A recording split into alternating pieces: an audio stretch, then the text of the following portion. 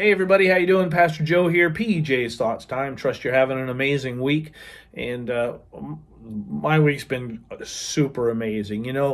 I've said many times through the years that the two things that I love to do the most, talk and fly, and God has actually made it so I get paid to do both, and he's just so good to me. And earlier this week, got to do some great flying. I was out at the West Coast.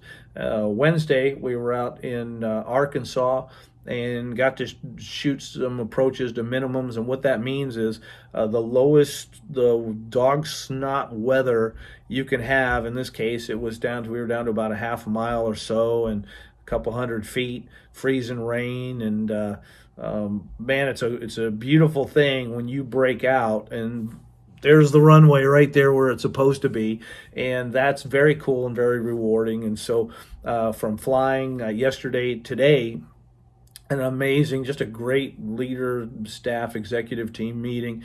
And you guys, I'm telling you, GHCC is awesome. We're in an amazing place. I'm regularly hearing, not only as we're discussing things that are going on this year, but even in the service, people are like, man, it just feels really good in here.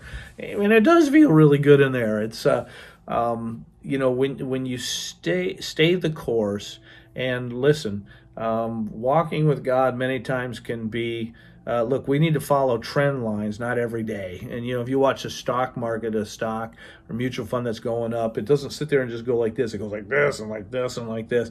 And if you learn to weather the storms, but stay true to what he's called you to do, man, you're going to continually trend up. And so I want to encourage you, don't get bothered, don't discouraged if you had a correction and things dropped off. That's just going to happen in life. Just stay with what the master has put in your heart, and whether it's an individual just taking care of your family, walking with God, or as a minister, the trend line is going to keep going up. And when you find yourself in the right place and doing what it is you've been created to do, it just doesn't get any better than that. I had to share with you a quick story. I took Robin out to dinner last night for Valentine's Day and was talking to the waitress. She was very nice, and she has her degree in social work. And so I asked her a question, and it was a leading question because I'll place people and see where I can go in a conversation. And I asked her, I said, and she's involved in social work, helping people. And I said, I asked her, do you go to church anymore? Do you pray? You talk to God? And she said, no, I don't really think about it. And I said, you don't? I said, I want to challenge you. And this is true. Even the state governor, all the way up to Governor Sununu, the government is reaching out to faith-based organizations because the numbers are settled. The faith-based organizations, their percentages of not just getting people freed up, but staying freed up, were much better than secular organizations alone. I was talking to the girl about this, and where I was going, I said, the reason is, if we believe that people are just a body, they got a brain, emotions, thoughts, a soul, but that's all there is, and when you take your last breath, you become daisy fertilizer. I said, think about it. You may get some things done, but if we've been created in God's image, which we have, by the way, that means, we got brains and emotions and intellect and a body, but we also have a spirit. There's a heart. There's a spirit of man that's the part of you that's going to live forever. And I was sharing with her, I said, look, if we don't learn how to minister to the spirit man, all right, there's a third of us, and I would submit if the spirit man's part of you is going to live forever, that's the strongest part of us. If we're not learning how to talk to that part of a person, man, we have really handicapped ourselves. And so, gave us things to think about. That was great. Well, I'm using that to segue into reminding us of some things we talked about last Sunday and get us ready for this Sunday. And if once we understand that God has created every one of us with a plan and a purpose, then the job is not only individually to find it out with God, but to be able to help folks find that place so they can really thrive and really shine. Listen, If God created a rose bush, that rose bush doesn't think about being 60 feet tall. It doesn't ask itself questions. Oh, I wonder if I want to be 60 feet tall. No, it just goes, how do I make these red flower things that I want to make? And I just know they're going to smell amazing. Well, when we find our place in God, there's questions that go away and worries we don't have anymore because we're cooperating with the DNA of what He's made us to be. Now, the Lord said to me a couple months ago, He said, pastor the one that's with you, not the 10 that don't come to your church yet. And what he's been reminding me of is it's very easy to want to charge, to take over. Man, we're going to win this state. We're going to win this nation. Well, yeah, but the scriptures have a lot to say about ministering to the one. And when Jesus talked about the guy with the lost sheep, He actually left the crowd to go after the one. And I wonder how many of us at times sit there and go, well, I still got 99. Why do I want to go out over here? And we found that, the individual is really important to God. And when that said individual, whether it's the lost sheep, lost coin, the Good Samaritan, the prodigal son, listen, when the one comes back, massive celebration takes place in heaven. And we're supposed to be people, we got to learn to have a lot more fun. And when someone, let's just say, and someone's lost and, and they come back and whatever, they don't need to come back to another sermon. They need to come back to a hug and a party. That's what the father did when his son, the prodigal son, when he came back.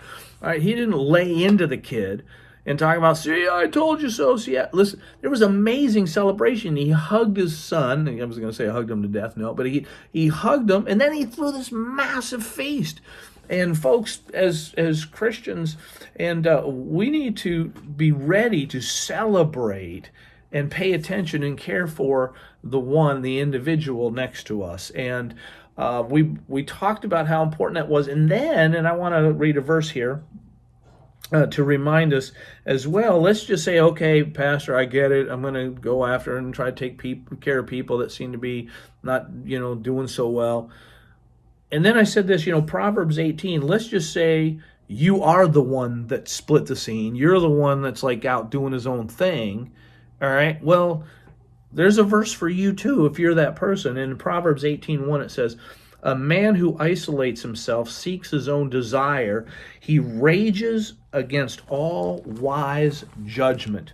And so, two things getting us ready for Sunday. Number one, as I shared with you, find your place, and let's begin to pay attention to individuals next to us, that one son, that one person that we work with, and pay attention to taking care of them and blessing them.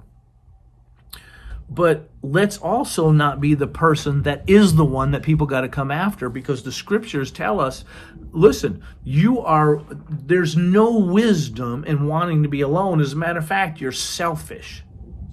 The person that wants to be left alone is a selfish person, okay? And the scriptures start out with even the creation of people is it's not good for man to be alone. Solomon also said in Ecclesiastes, he said, look, when you have 2-3 people bound together, it's like a cord and 3 different strings wrapped together, ropes wrapped together. It's very, very strong. When you have 2 and 3 people, you can protect. You got, that whole saying, you got each other's back. Number one, let's pay attention to the one, and let's celebrate. Let's be people that know how to have an amazing time when we get together with people, especially someone that's come back into our family, whether our spiritual family, natural family. But also, Proverbs 18:1, take a look at that. You're not wise to want to be left alone. It's not smart. And the scriptures say you're actually being really selfish. And that's another lesson why the scriptures would say you're being selfish when you want to be left alone. But I want to pick up on that. There's a lot more to these verses that we need to hit this Sunday. And so I want to encourage you and just say, come on out. We need you. We need to be together. We're going to have an amazing time. We need to celebrate the goodness of our God. And as a local church, Goffstown Harvest Christian Church is the local church that folks, anybody can come and you're down, you're out, you don't know what's next, you don't know whether you got another breath coming or not, we're going to take care of you. And we know how to be able to just turn you to the one true living God. And I'll tell you, see amazing things happen. So I can't wait for Sunday. It's going to be a blast. We'll look forward to seeing you there, and bring a friend. God bless. We'll talk to you Sunday.